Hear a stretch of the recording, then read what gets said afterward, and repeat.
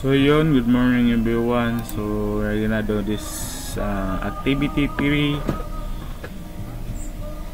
So using the packet tracer, so we're gonna do this, configure the necessary network parameters for device. So hangtod dere sa 5. So yun, adto ta sa packet tracer. So nakaandam dere akong kuan. So ang kulang dere is the router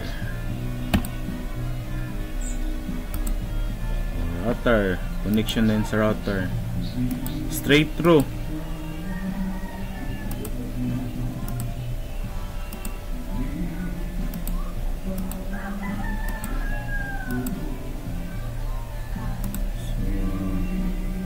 Karon, as you notice, garage siya.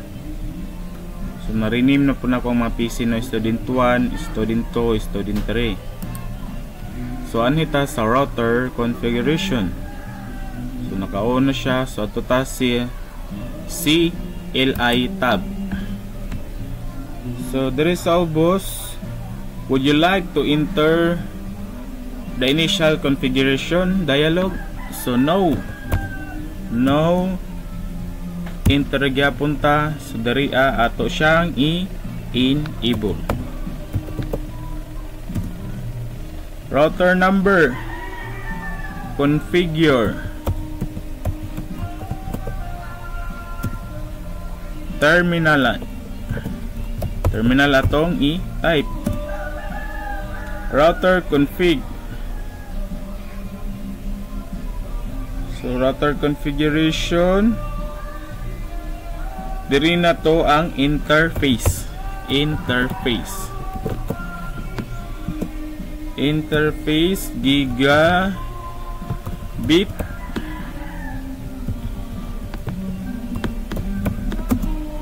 gigabit Ethernet.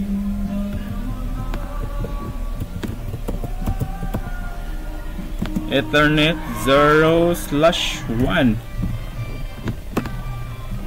So /0. So press enter.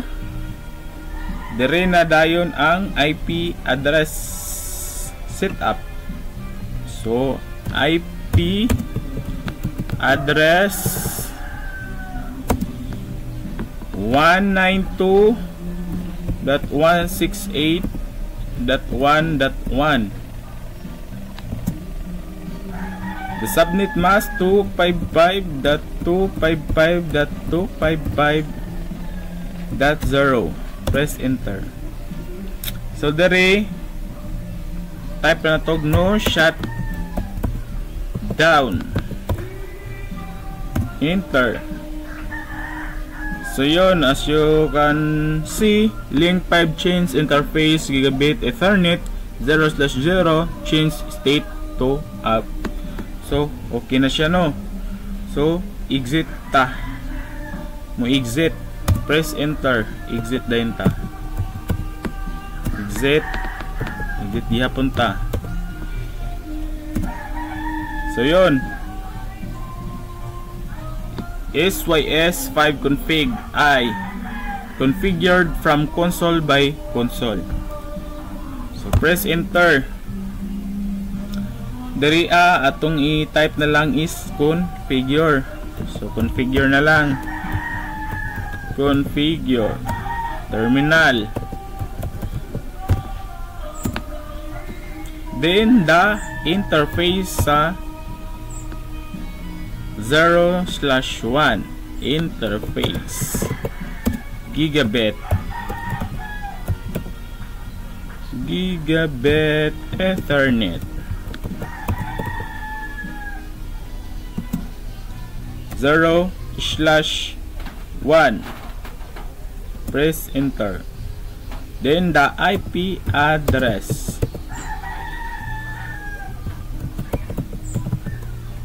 192 dot 168 dot 1.1. The subnet mask 255.255.255.0. Press enter. So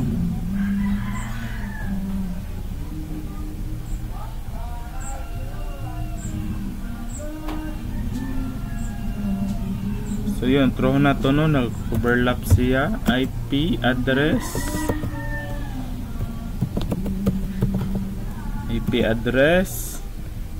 192.192.168.255.255.255.0.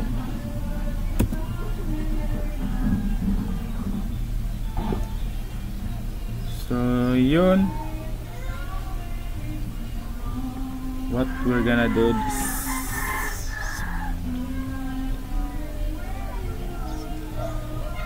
So yun, nag-overlap siya, no? So try na to. IP address 192.168.1.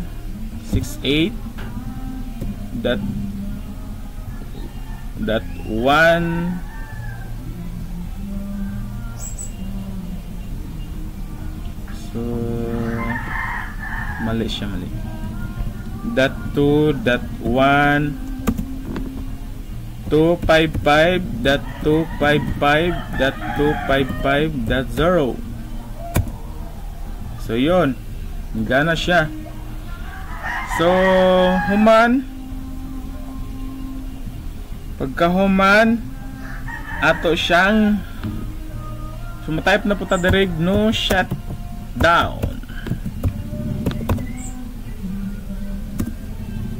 So yun, link 5 change interface gigabit Ethernet 01 change state to up. Line protocol interface gigabit Ethernet 01 change state to up. So okay na siya. So press enter, exit, exit,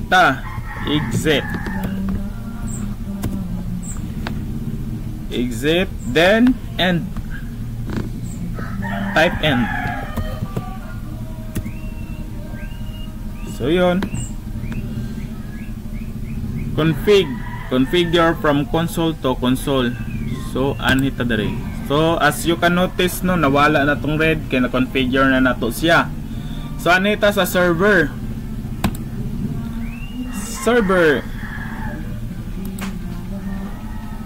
Ato siyang butngan og nail server. Nail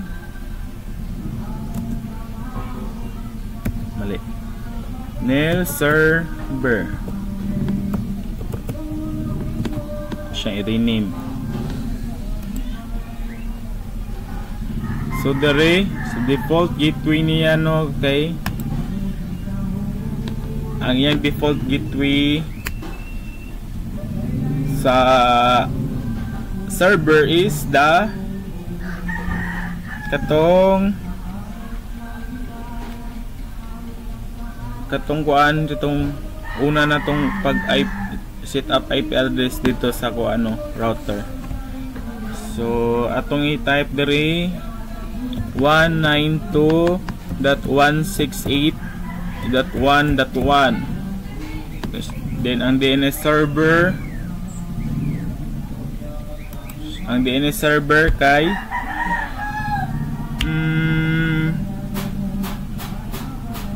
sa DNS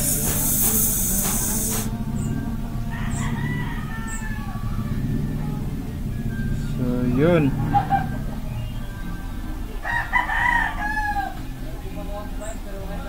default gateway DNS server.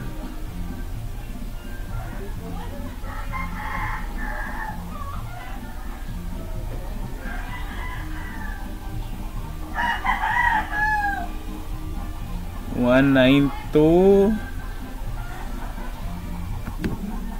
Ay, mali. Tama. So, service ta. So, HTTP file sa index HTML. So, naman ko i-copy paste daan.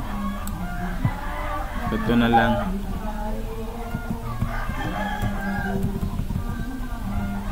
So, naman ito rin.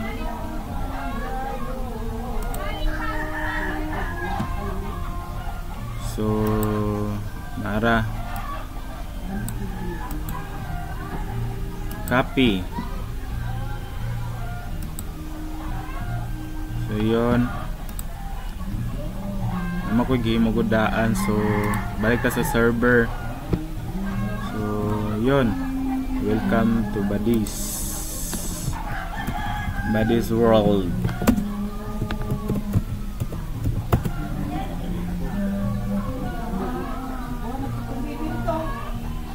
Then, enter save. Yes.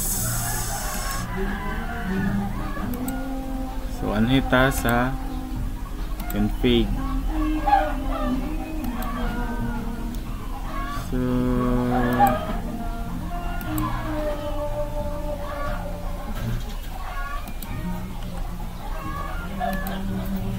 okay, 192 192.168.1.2. So ako i-check, no. So invalid siya. So to i-try 192.168.1.2. So yun, wala. Service, balik ta dali sa service, na save na ni nato. Yes, na siya. Ano din ta sa DNS. So butang na ko akong name diri, Arnel Abian.com.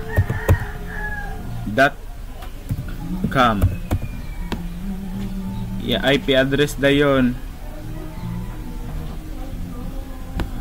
192.168.1.2.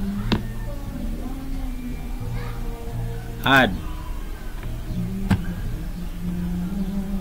So i-on na to, no, ang DNS service. So yun, naka-on ang HTTP.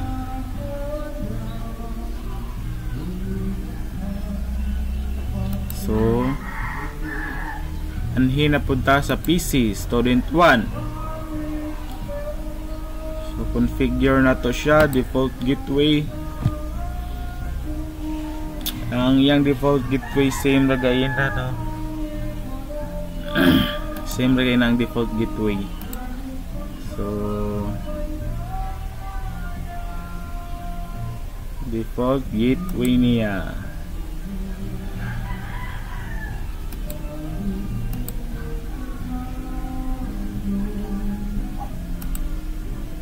So yun, oras sila, no, og default gateway. Di man siya maganog, di sila pareha.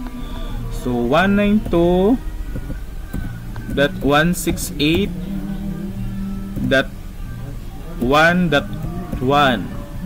and then a server. So invalid gateway address entered. Okay, 192.168.1.1. 192.168.1.2. So as you can see, naka-static ra, no. Then direta sa PC2. Maragapon 192.168.1.1. Dire 192.168.1.2. Then dire sa next, so 192.168. Kalimot ko.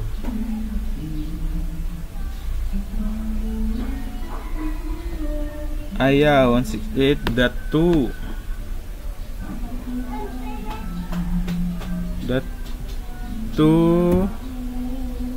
.1.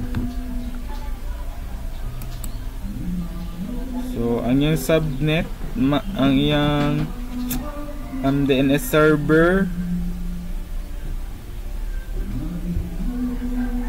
192.168.1.2. So yun.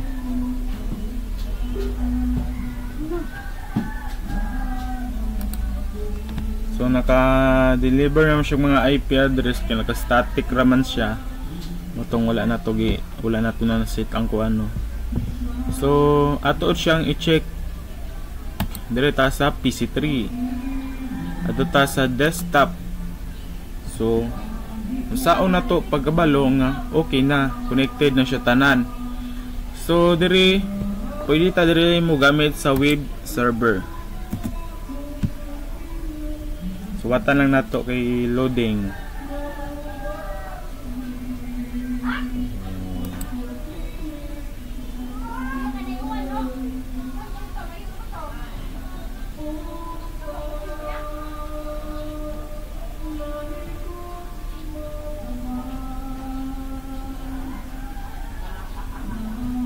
So search na to katong gaina arnelabian.com.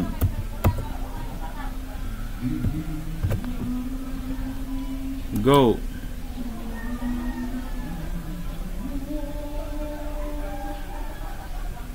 Yata lang na to kay medyo loading dito ako internet.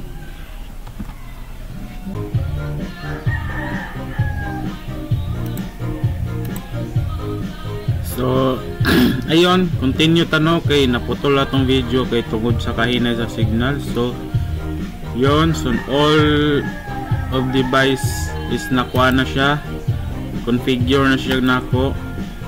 So gain na pagkuhan kay nagtesting na lang tano kung inline ba siya tanan or nana siya connection sa tanan. So yun, so i-check dito sa fast Ethernet 0. So yun,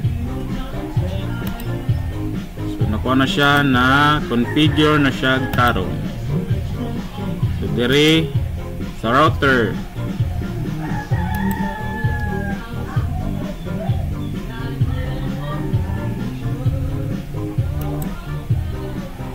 so yun, okay na, figure na siya tanan. Ang gigabit Ethernet 0/0 or katong 0/1, which is ang 0/1 morning ang switch nga yang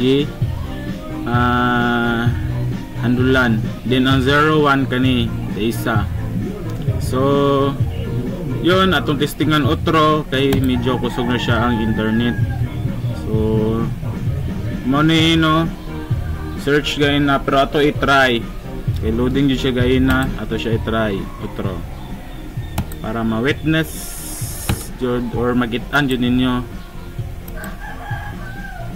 So ayun,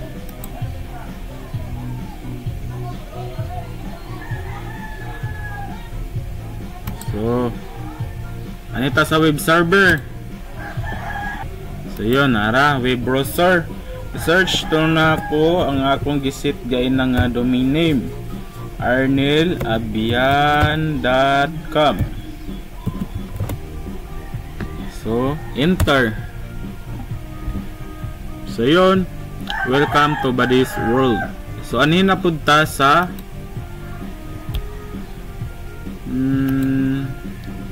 IP command prompt. So anhin ta sa command prompt. So ping ang atong PC is student 1 kaya ang iyang IP is 192.168.1.3. Enter. So as you can see, nag-reply siya sa 0% loss. Adto ta sa PC student 2, which is ang iyang IP address is 192.168.1.4 ping. So yun, 0% loss. So reply yun siya. So anhita sa student 1 atong iping sa student 3, which is nga lahi na siya og network. So anhita sa student 1. So let's check kung na sign-on bag IP. So yon ay IP. So desktop, hitas desktop, command prompt ping 192.168.2.2 mana yung IP sa student 3. So yon, successful reply from 192.168.2.2 bytes 32. Time 10 minutes per seconds. So yun, 0% loss. So yun, maratutanan. So salamat and God bless.